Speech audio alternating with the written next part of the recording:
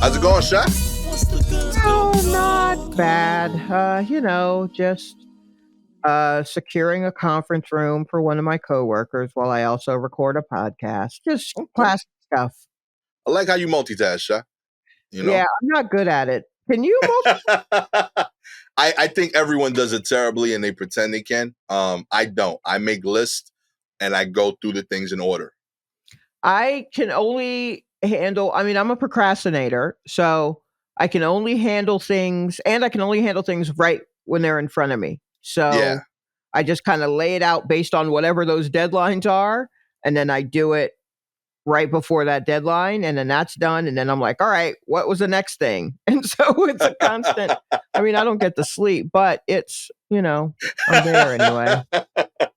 I hear you. Yeah, I definitely need, I only do stuff as like I can only do them one at a time. I definitely need the deadline. I can be lied to. Like I'm okay with that if you're someone I'm working with and told the deadline's earlier. And I'm rarely mad as long as it didn't like cause like a genuine life issue. Yeah, I'm okay with that. But I agree. I definitely need the time thing. I think I do more work than most people, but I also know that a part of that for me is like I'm okay with not executing 100%, and I think not everyone is. So I know like I had this argument with like my mother-in-law where she's like, I do everything. She was like telling me that like she does everything she commits to. And I'm like, I agree, but like you'll commit to like 3 things today. I'm gonna commit to like 10. So is you executing 3 out of 3 better than me doing 7 out of 10? And I don't necessarily think one is or isn't. I just think there's different times where one is beneficial or the other isn't, you know? Well, I guess it depends on what you're committing to, and it depends on how much of yourself you're putting into those commitments. Yeah. So, right? Because first off, it's not a competition. These are just your lives. Yeah. But also, I feel like I should say that. But, is the thing that I'm committing to going to take more out of me? Say I have 2 things I've committed to, you have 6 things in the day. Yeah. Or the things that I'm committing to going to take more out of me than the 6 things that you have to do? Or are you committing to things that will also take a lot out of you, but 6 of them, because that's going to kill you? Right. So it becomes not so much how many things you promise to do, but how smartly you schedule the things that you promise to do. Yeah, and true. Being realistic about how much you can do for the thing. You know what I mean? Do you really do I need to give my all for this particular thing? Or can it be something that I actually can just kind of phone in and it'll still be fine? Yeah. It's this is a weird way for us to announce that like we're on Threads now. You know what I mean? And hey man, here's what's going on with that. All right. So I signed up for Threads. Yo. Right. I got a code, so I'm on Blue Sky. Oh, rock on. Yeah, so I've been on that for a little bit. And then there's Spill, which is the one, quote, for Black people, end quote. I've been on that one for like a month before all of this wackiness because I signed up early. I saw like last fall when everything started to implode. Someone had tweeted out, hey, some of the dudes who helped build Twitter or have been laid off and they're going to build their own thing. They just announced that they're going to have their own Twitter-like app and it's going to be called Spill. Go over there and sign up now to get to kind of reserve your username for whenever they get it done. And I did that, and that was so many months ago. And then like a month and a half ago, I got like hey, you've been picked to be a beta tester or whatever. And I'm like, okay. And then got on there and was just like, oh, okay. So these were Black, I guess, programmers, and they're kind of trying to draw in like a Black usership for now. Yeah. But, it's open. Of course, one of the people who created it, it's like, made a video of it's open to everyone. because a lot of folks were coming in like, hey, all the black people in here, hey, all right. And it's like, oh, no, we will open everyone. But right now, we just want to see how it works, that kind of thing. Like what they did with Clubhouse. Remember Clubhouse? Anyway, so some of us out here, the ones who are trying to be on top of things, are managing 3 extra accounts on top of their old busted Twitter. And Word. I got to tell you, I'm out of content. Like as soon as I signed up for Threads, I looked and I was like, oh, this is chaotic in a way that I'm not prepared for. I've poured so much of my essence into these other 3. I don't have it in me for Threads. And so now I just barely post anything. Oh, I literally put down my phone and walk away, which I do all the time. I'm always forgetting my phone, but like I really do. I'm just like, yeah, I got to put you down because you are stressing me out right now with the trying to be, because it's different. The vibes are different on all of them. yeah. I've noticed that very quickly. I'm not on Blue Sky. Wanted to get on Spill. Don't know how to do it. Yeah, there's some way now. I think I feel like maybe there are free codes out there, or I'll check to see if I can send you a code. They may have it now where I can send you a code or something. Appreciate it. But even that, like Spill is, they're all great in their own ways. Yeah. But the Spill one, I'm like, oh, I don't know if y'all are accepting negativity yet. So, okay. Like, I don't know if I can write out these spills. Also, there's terminology for all of them that are very confusing, right? So you're on Twitter, you tweet, you retweet, you quote tweet. That's what it is. Right. The little things are called tweets. You tweet them out. They come back to you. They were always yours. They love you. That's what's happening. But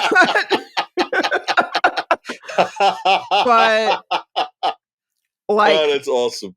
On Spill, they built in the whole thing because the whole thing is like, oh, spill as in the tea.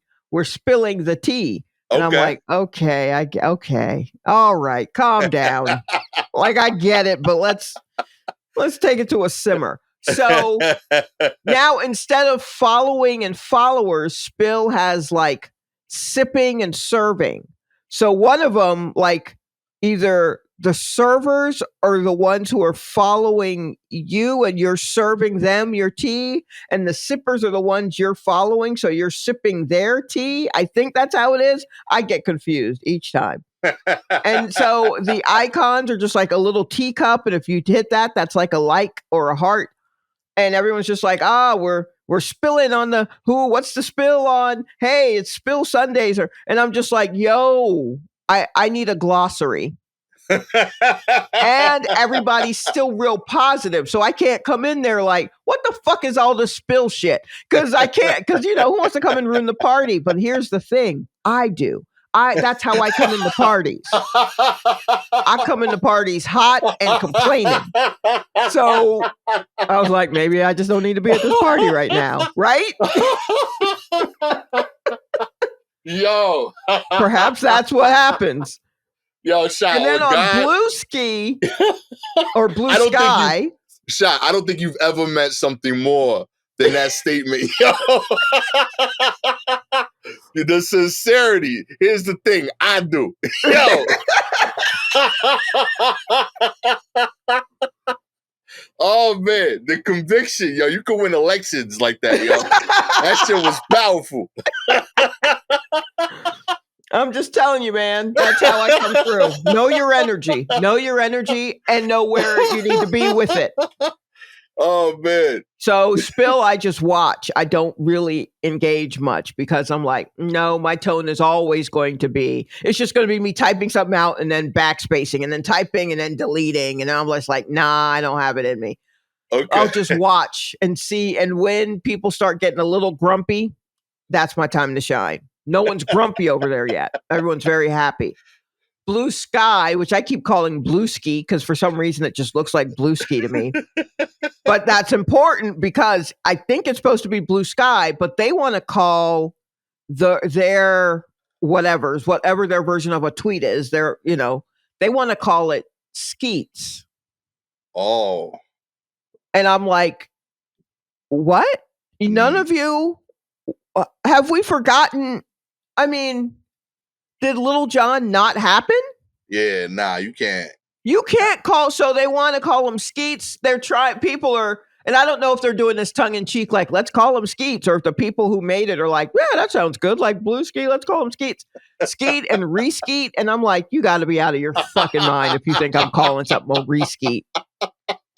Like, to skeet again, I'm not doing it. Oh, man. Yeah. That is a good way to start a convo, though, I guess, right? Like, I guess, get people talking about don't come up. Is it? Are you going to come up to me talking about your skeets? No. And expect an answer that's not me walking away? Oh, that's weird for you. And so I don't even know what they're calling threads. I guess they're just calling it a thread. A thread, yeah. But that's already like the basic term for an extended conversation. I don't know. So, but the thing with that is, it's linked to who you follow on IG, and it's not, they just kind of decide, okay, well, these are the people you follow on IG. So that's who you follow now on Threads. Also, here's who we think you might want to hear from. Right. So the first day I'm on it, they kept throwing me J-Lo threads. And I was like, I don't give a fuck what J-Lo's doing. I'm always rooting for her, but that don't mean I need to know what she's doing. Get out of here. And then people who signed up for Threads, who I know, who I'm now automatically following, a lot of them kind of left Twitter a few years ago. So they're happy to be writing in that way again, but their tone is off. Like, they haven't been on Twitter, so they don't know how people have been tweeting lately. So they're coming in just like, I'm coming in the door, I'm kicking in stuff, my dick's hanging out. And I'm just like, yo, shut up. What? It's too much. Read the room first, homie. It's so much. All that is to say, our thread will be different. Ours will make sense. It will be a wackiness that you can handle. Amen. Yes, we're ready for it. Because we are both still on the sinking ship that is Twitter. Amen. So, we out here, baby. We might even also start. My jokes aren't hitting. They're not? Not on the new ones because it's all segregated. My Venn diagram has been blown up to smithereens. Right. So I need people who, like, I made a joke about the article that we spoke about in a previous episode about de Blasio and his wife, Shirlane McRae, separating. And at the end of that article, he played a song for whoever was doing the interview. And it was a song called Mango by an artist named Kamau. Okay. And it's about it's a breakup song that's just basically saying, love for me is wanting what's best for you, even if I'm not able to give it to you. Absolutely love the song, by the way. It's a great song. Yeah. So Bill de Blasio plays this from his phone for whoever's interviewing him. And he's just like, isn't this a great song? And so I made a joke that's like, the day that article came out, that's just like, shout out to whichever one of his kids played this song for Bill de Blasio. So now you got to be somebody who gets the New York Times, who read that article all the way through, and who knows who Kamau is in that song Mango. Yo, you may have all been in the room at Twitter, but now you are either on Spill or you're on Blueski. I put it on Blueski. It got crickets. It got negative skeets. People came back and took their skeets back. I was just like, well, this isn't the room for it. I'm gonna de-skeet this. Okay. My room's been obliterated. Yo, it happens. We're in a new place now, new era. We're in a new place, so I got to figure out new ways to tell jokes. So in the meantime, I'm just gonna leave it alone. Real talk. I knew it was different because I have my monthly stand-up shows that I do, and I'll post like a tweet promoting the show. And I wrote it on my to-do list to post a tweet and a thread. But when I went to write the thread, it didn't feel right. Like I was like, this don't feel natural here. I can't do it. Yeah, because people are still walking around over there topless and like eating the whipped cream out of canisters. It's wild on Threads right now. Real talk. I was like, you can't put up a flyer in this room. Like yeah, nobody's that's reading the that other shit. thing. Like I feel like if you put up if you try to promote something, people are like, this is for your feelings. And I'm like, this has never been for my feelings. I'm in for business. Y'all need diaries. If y'all are putting your feeling, you take that shit over to TikTok. I don't want that here.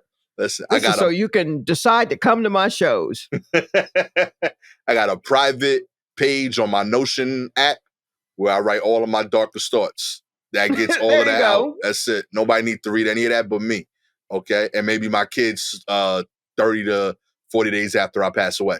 That's it. You know, when they're emotionally ready for it. But a sealed envelope. Straight up. They're going to get an envelope from my like estate holder. And he's going to be like, hey, listen, your dad wanted you to read these weird thoughts about Timberland boots that he wrote. In the privacy of your home when you were okay with that. You can see the innermost workings of his life. Yeah, I think Threads is wild right now. I like the look of it. I do think it's a very clean looking app. I think it looks pretty. Right.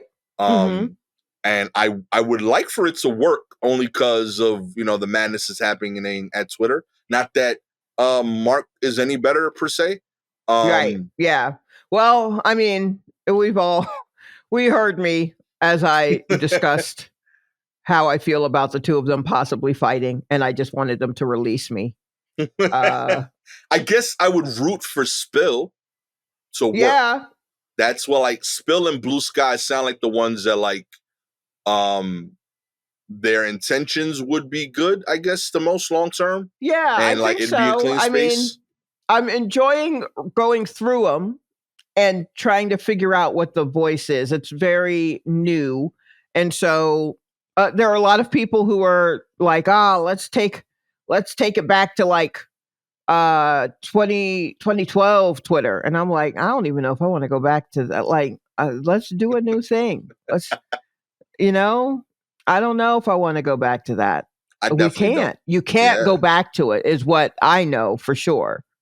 You know what I mean? I can't go back to Live Journal. I deleted it. And also the site was bought by Russians. So no, I can't go back. You can't go back. I mean, you can pick up your Tumblr and you can do some things, but it's not going to feel the same. Word. Because it's not that moment. Yeah. Yeah. So everything's just going to move forward in a way. Yo, shouts to everybody that read my Zanga. You know, those are some fun times. I'd love to see that again one day. You know, see what 20-year-old, 18-year-old Gastor was writing, you know, during the 10 minutes he was at the library computer. You know, that's great. Craziness. You know, it was a different time, but I wouldn't do that. Did you have a weird colored font and background combination? I def had like a funky background and font. It was cool. I know I used to get mad because of like on Zanga, like when you would make a post, the way people would like it would be a prop. Like, you know, like I give you props for this post. Okay. And there was the ability to give 2 props. Like you really rock with this post. So what ends up happening is 2 props became the standard. So like almost like a 1 prop like was like a diss almost. Like, are you only kind of fucked with my shit? You know? Right. So like I'd get mad at people. Like, you mean 1 prop? Did you read what I just wrote, my G? Like, I'm killing it out here, yo. 1 prop in my shit. I would Take love your that. prop, if anything. I would love to give out 1 props, you know, fucking needs improvement. Yo, real talk. Yo, 1 prop was like some like real like petty fucking like backlog. Like, and you know what I've noticed too? Like it was mostly like women who were very, very good at like winning arguments without putting in a lot of energy. Like they were the first like it was the first time I realized like, oh, like you could win psychologically. You know, like it really like I got so much respect to all of like the all of my female friends that were like 17 and 19 that dealt with my nonsense during this era and let me realize like, yo, like there's a mental war going on too. because I didn't realize how much I would get set off by one E prop, until they started doing that on posts to each other. Like one of their homegirls would post like a picture and then you'd be like one E prop. And I'm like, oh, that's fucked up. Yo, you best friends and you only one E propped her? Yeah, that's grimy. Like me and the homies, it was two E props, too easy. Like, yeah, I think that's it. You men folk are too giving of your, you don't know how to use it strategically. Yeah. We was two E propping like crazy. The women would like, the one E prop would be kind of like a side eye type shit. Like, I kind of fuck with you, one E prop. And they would start drama. And I was like, yo, like this is technically a good thing, but I knew it wasn't. And I was learning undertone. So yeah, shouts to those ladies who showed me that there's a war underneath the war that I didn't know about. There's always a war underneath the war. Real talk. Shout out to any woman out there with a sister. You already know. If y'all were close in age in any way, you've been through a lot. You've been through a lot. We fight different. We fight different. Real talk, yo. Yo, passive aggressive is incredible when done effectively. I mean, I don't want it done on me. I don't want someone being weird and passive aggressive. I just want you to just say the thing. Yeah. But when I tell you that I will pull that shit out anytime. Anytime. Anytime. That's all. I mean, yeah. It's just. Yeah. What is it? That whole just, like. I don't know if I enjoy doing it. And it can. I see where it can be kind of weak. Like, why don't you just say the thing? And sometimes for me, I feel like I don't sometimes say the thing because my tone is always, even when I'm being nice, it always seems like I am angry and mean. And that's not. And so it almost, I think I use some passive aggressive methods to soften the blow a little bit. Yeah. Because I definitely have been at wit's end when you're most yourself, when you're in pain, is usually when you're fully exasperated and you can't figure out something or you're in pain. It's like when you're most yourself in times of distress sometimes. And then I say a thing. It's just like, oh my God. Why? Has she ever loved me? And it's like, yeah, but right now I don't. Like right now, this is what's happening. And I know that my tone can get that way. So usually it's just me self-policing so that I'm not truly mean. Now, if I sense that you don't like me and I kind of don't care if you like me or not, then I'm not going to be passive aggressive. I'm just going to lay it out. You'll catch all these strays. But usually, usually the people I'm having to deal with, it's a way of making it through working in an office. Honestly, saying it straight does not win you any, like it gets you a lot more grief than if you can play this kind of weird game. And also it can get you grief because you're shooting straight, but everyone around you is playing a game. Yeah. So now you look like the villain because everyone else is like, I never, and you are just being as So that's all corporate email is to me, is that like people playing like a weird game underneath it. Yo. Yeah. Yeah. All the different tones that you're like, wait, did they mean it like blah? And so real talk. It's nicer when you can just kind of say it straight, but then people get weird. So sometimes you have to be that way. So yeah, I will drop it whenever. It's not necessarily my preference, but I'll do it.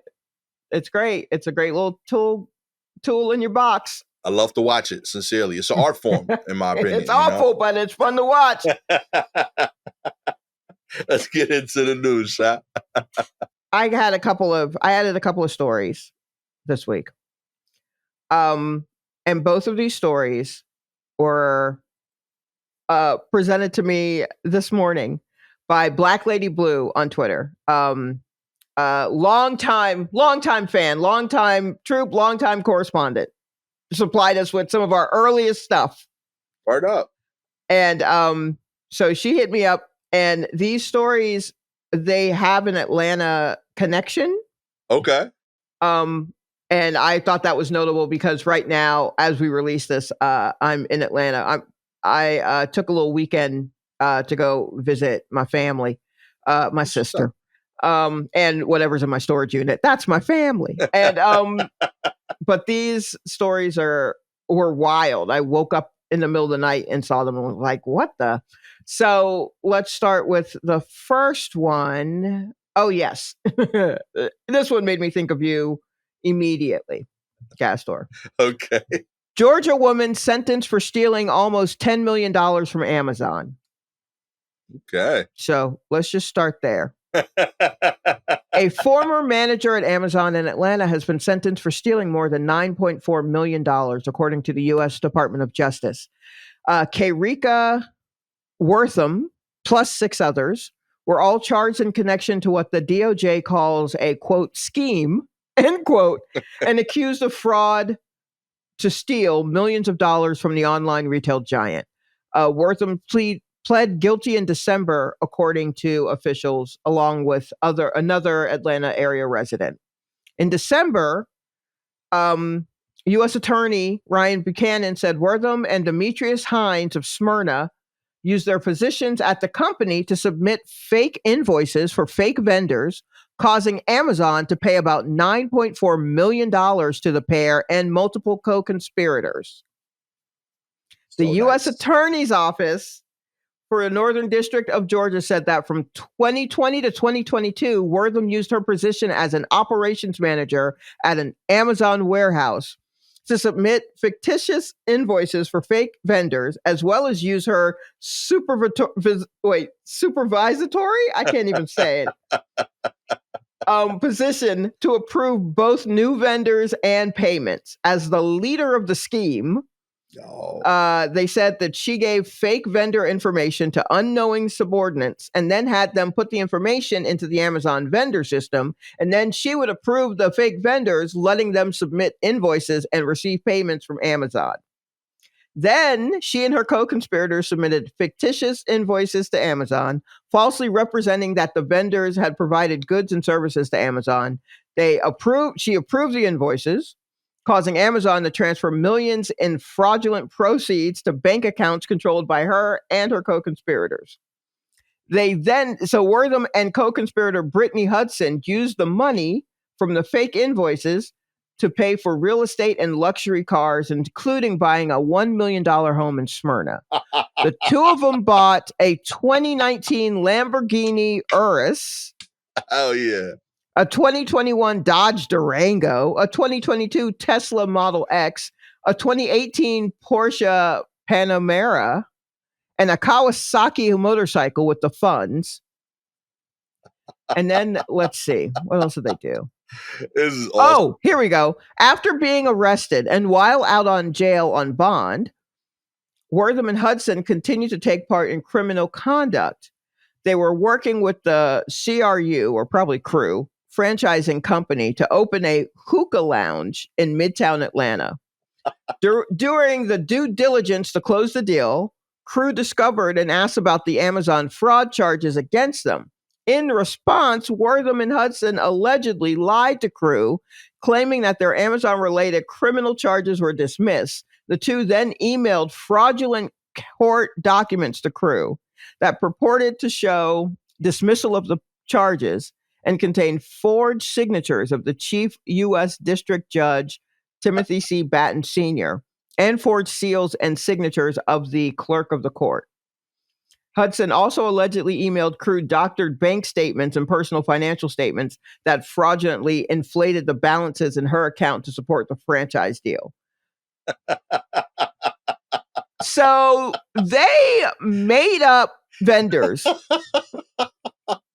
This woman had the people under her enter those vendors, fake vendors, into the Amazon system, submit invoices to them. She okayed all of it. That money went into her account and I guess the other people, their account. They went out, they bought fancy cars, a $1 million house, and then tried to open a hookah lounge. And then when the people they were going to franchise, they were franchising it from, said, "Hey, what's this Amazon shit?" They said, "Oh, we good. Look." And Ford signatures from a judge and the clerk of the court to say, "See, we good. You chilling." Yo, shout out the scanners. You know what I mean? Shout out the Adobe Acrobat, business, so you can edit the PDF files. They doing big things. I love this. I love everything about this. They knew to live it up, but they were cautious too. They were smart with their money. They ain't go frivolously spending it all. He said, "Nah, I need to be pragmatic. Let me get a 2019 Durango. Let me not." Yeah, right. I know. Let's not be wild. All luxury cars. Let's get a Durango. You know what I mean? We got to move the lumber that we stealing from Amazon. You got to do it somehow. That ain't all going to fit in the Porsche. But let's get a 2018 Porsche. Like, come on. And they were starting new businesses too. They wasn't just spending it. They knew it was going to run out. They were like, "Yo, we got to start diversifying these stolen funds. So that it keeps making us money, but at some point, legitimately. I mean, I think that's probably why they went hookah. Yo, I bet they weren't expecting anyone to be like, "Hey, what's this?" But you got to admit, that's a big thing. Yo, that's not like, defaulting on a few. That's $9.4 million. That's real bread, yo. And all that shit. That's over $10 million of fraud. That's so awesome. It's going to be hard to kind of like give you a hookah lounge. Also to do that after you're on bond.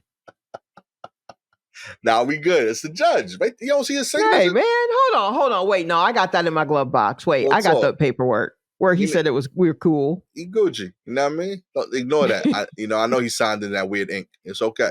Yeah, it's signed in like purple pen. Like, what are you talking about? This is so dope. Listen. I see. That's why I thought of you, because I knew you'd be like, "Yeah, yo, be dollar in the dream, baby." These are people with ambition. Okay, they had aspirations for more. Okay, this is like the Kennedys when they was like, making their money when liquor was illegal. And then they eventually became politicians. This is how it starts. This lady. She would have kept stealing. Maybe her like grandson becomes president, and they would have asked her, "How'd you make your money?" Oh, that makes me sad. Actually, that makes me sad that, yes, I know that we've had presidents come from bootleggers, but like, I mean, were they this messy? You got to assume there just wasn't, like tweets about it,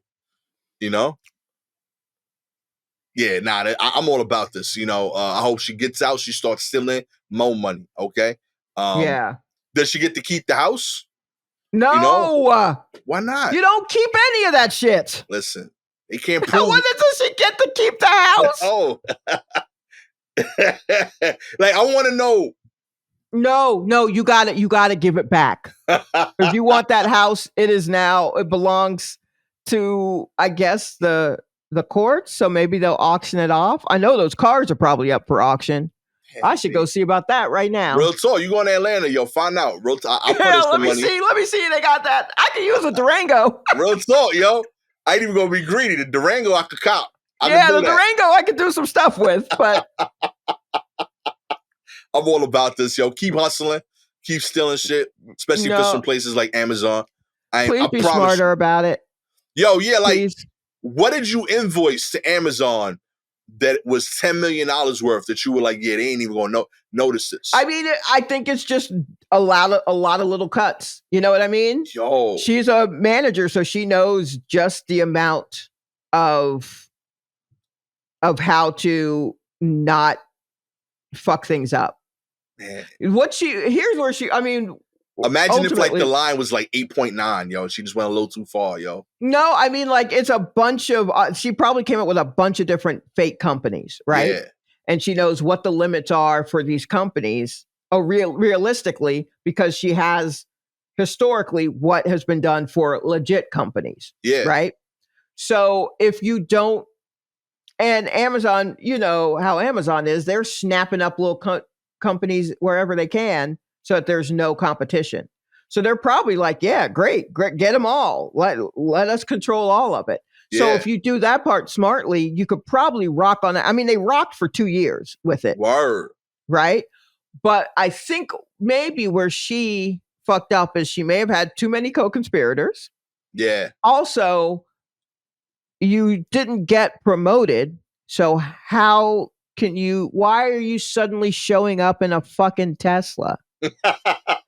How are you showing up in like these fancy ass a Lambo? The Lambo's wild. The Tesla I give How you, are you? but Yeah. the Lambo's wild. How are you? Yeah, that's true. They dropped the prices on those Teslas, but Yeah. like, how are you showing up for the job that everyone knows you haven't really gotten any? You know, you weren't promoted. Suddenly, you know, I mean, if you suddenly just pack you your get lunches, your nails. Suddenly, you get your nails done every day, and now you're in a Lambo. Something's fishy. And someone probably got sloppy. Someone probably got sloppy with it. You gotta bring in PB&J, you know, every day, and if you save up, you get a Lambo too, Sha. You know, that's how you do it, dollar for dollar. What else is going on this week? Okay, so here's the other one, and this one also is just adorable. A rabid beaver bites a swimmer at Lake Lanier. Okay, so for those who don't know, Lake Lanier is a big lake that is just to the north. I'm going to say the northeast of Atlanta. Okay. Right? So it's up 85 and then over a little. It's you know, people go, they have houses around this lake, people go out, they party, they swim out on this lake, there are boats, everyone's tubing, all kinds of shit. Okay. The only problem is Lake Lanier was like a black town that was destroyed and then filled in. So it's a man-made lake. Oh, okay. Yeah, so that's no good. So that means that there are a lot of ghosts out there. Somebody dies every year. Just at least one. Sometimes more. It's a deadly lake. Why people continue to go up there to Lake Lanier is beyond me. But people do. And it's a level of like I don't understand why you would go up to Lake Lanier, but I also do understand because while living there, every year at some point I'm like, you know what? I never really go to Lake. Maybe I should just go up to Lake Lanier with some people. No, I should never go. You know why I should never go? I don't know how to swim. So I'm like just food for the ghosts. So I shouldn't go. I honestly didn't know that it used to be a black town until fairly recently, like maybe 10 years ago. That's embarrassing. But also, why would they knowingly let people know that? So yeah. So my whole thing is, stay out of Lake Lanier. That shit's full of ghosts and they all trying to drag you down to the bottom. There's literally an episode of the TV show Atlanta in the 3rd season that refers to that. But here we go. Gainesville, Georgia. That's so that you know what we're talking about when we talk about Lake Lanier being a death pool. Okay. A beaver that bit an unidentified female swimming in Lake Lanier over the weekend has just tested positive for rabies. Whoa. Citizens of Gainesville have been put on alert. The Hall County government released the alert Tuesday evening after the beaver, already dead, had been shipped to the Georgia Public Health Lab in Decatur. Let's see. Many of the details. Okay. A spokesman who worked for the Department of Natural Resources for over 20 years told Fox 5 this is the first time they've ever heard of a beaver biting someone in the area. Many of the details surrounding the incident have not yet been released, but it appears the female who was bitten was taken to a local hospital. After she was bitten, the beaver was subsequently killed. The manner in which it died has not been released. I'm sure it was shooting, like, firing range. I'm sure that's what they did. They just had it up against a wall and a blindfold and a cigarette, and then a bunch of dudes just shot at it. Um, animal owners in the area are being encouraged to have their pets vaccinated against rabies. Signs indicating the positive test will be posted where the rabid animal was located. Do beavers attack humans? They're normally herbivores, which means they munch on vegetation for nourishment, not meat. Okay. So, but although beavers are not considered dangerous creatures, they will stand their ground if they feel threatened. For example, a man in Belarus who tried to approach a beaver in 2013 for a photo was bitten and reportedly bled to death. They will also turn aggressive when infected with rabies. Yo. What to do if you encounter a beaver? They're very territorial. So if you see one in the wild, do not approach it. No pictures, yo. No pictures. Yeah. So apparently it was a girl who got bit by the beaver. But beavers don't normally like meat.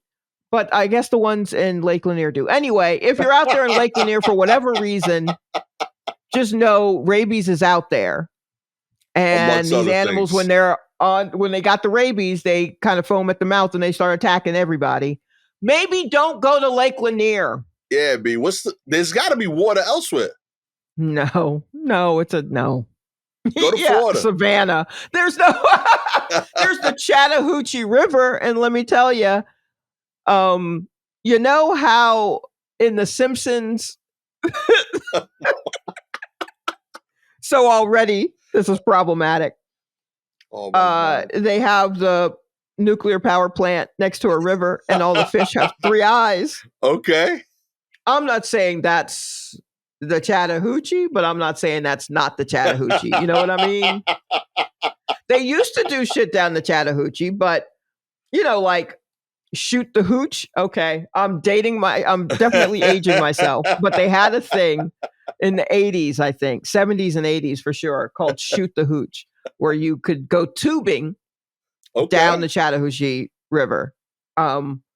And so there was that. And people do it all the time. They just kind of get in a tube and just float down the Chattahoochee River. But I don't know. I feel like something burns a hole in them. I don't mean to talk shit about the Chattahoochee, but I don't know why, but like in my head, I'm like, shoot the hooch in Chattahoochee. I love it. It's a great phrase. I want to say it's a terrible name, but honestly, it's really not bad. Shoot the hooch. It's pretty good. Shoot the hooch is fire. I rock with that. Yeah. But there's not really water. And Atlanta has done nothing but grow since my memories of Lake Lanier. And so there's nothing but people coming from elsewhere who probably came from clean lake areas. Right. Don't know that there's, and they're like, oh, you got a Lake Lanier? Let's go on up there. And then there are just people who are from the area of North Georgia. Their skin just goes pale and their eyes get real hollow. And they go, you don't want to go up to Lake Lanier. Word. You don't want to do that. That's not what you want to do. But people come in from out of town and they want to go, and then they get bit by rabid beavers who are vegetarians. So, that's how evil the lake is. Yeah. I mean, I got to tell you, Shalewa was normally more pro ATL. This is not. Yeah. I mean, I got my issues with ATL, and I still love the ATL. But I'm not big on water. Low key, like this is like how Sha makes sure that like when she goes on the airplane ride to Atlanta, that like nobody's on the plane with her. Keeping these numbers down. Too many of you motherfuckers in Atlanta, you changing stuff. I don't like it. She gonna wear a mask on the plane. She's gonna have the aisle to herself. Yeah, that's what I want. People gonna ask what happened. Word spread. I mean, these are honestly if you're thinking of moving to Atlanta, just know this stuff, because you're gonna move in and you're gonna talk all of this, and people are gonna be like, "What?" But they're gonna be too nice to tell you, "No, baby, people die up there." So I'm here to tell you, no, baby, people die up there. If you would like to get a list of places, a clean lake, a list of places with clean lakes. With a list of places to avoid in Atlanta, because you will die up there. All you gotta do is like subscribe to the show, baby. through I an didn't app. even get into the bootleg Stonehenge, fake little Stonehenge that's over near Athens. Y'all Come got a on, fake there's a lot of Stonehenge? places like that. You know, sometimes I feel like, yo, me and Sha so much alike. Sometimes like, yo, we grew up different. Yeah, You know? I mean, look, I enjoy the city. I love city life. But there is a part of me. Look, I have many walking sticks just propped up in a corner in my room. I like occasionally walking through woods. Sometimes I like it, walking a path through woods. And I can see Gastor being like, nope. And I just like knowing where the weird, you just know too many people. You grow up with too many people who just go out to the woods and do shit. I'm half country. I don't act on it, but I am half country. You can't fight it. It's in there. No. If you're an Apple, Spotify listener, we appreciate your ratings. 4 stars. You hating on half country. What's wrong with you, B? We need them. Don't do that. Sandersville up in this bitch. What you know about that? Word Nobody. up. Nobody knows anything about Sandersville. Trust me. But that's the country. That's my half. I'm half Bed-Stuy, half Sandersville, and one half of that people go, what? Yo, what's the population of Sandersville? Well, I don't know. I mean, if my aunt's still there, at least 3. I don't know. Population of Sandersville, Georgia, 5,429. That's right. They are literally waiting for Sha for an even number. Okay? But let me tell you something. They got a Waffle House. Okay. I remember when they got a Waffle House. So things are definitely on the up. I think they have it, or it might be Tennell, which is the city next to it. That kind of bleeds into it. So somewhere in that murky both city area, there's, like an Arby's and a Waffle House and that kind of thing. I forget who gets to lay claim to it. Anyway, I'm country sometimes. Sometimes I'm country. 5 stars. You get it, and now you've just won a dinner with Sha at that Waffle House, baby. That's right. That's what we're talking about. It's going to be a group event. Look, they have really good cuts of steak if you're into that kind of thing. If you have any articles you want us to cover, please DM us directly on Twitter or Instagram at Silky Jumbo or at Gastor Almonte. Shout out this week to Black Lady Blue. Much Black Lady appreciated. Blue, thank you for supplying us with stuff. Word up. With all that said, I am the admittedly curious about this lake, but from afar. Gastor Almonte. Yes, they very afar. Yeah. There are other lakes. There are other bodies of water. I don't know. There's you got a tub, right? If you have a tub, do that. With the admittedly surprised at how many sticks she owns, Shalewa Sharpe. I want you to lead the excursion through ATL Woods for me. Okay. This is a bonus episode that was not the planned bonus episode, but I couldn't stop learning, and I wanted to I'm supposed to go back on the plan, but no, this is off the rails in a great way, and I'll never stop. That's what you get when you're like, okay, do you want to lead us in prayer? And this is what you get. Catch y'all next time. Peace. Once the guns go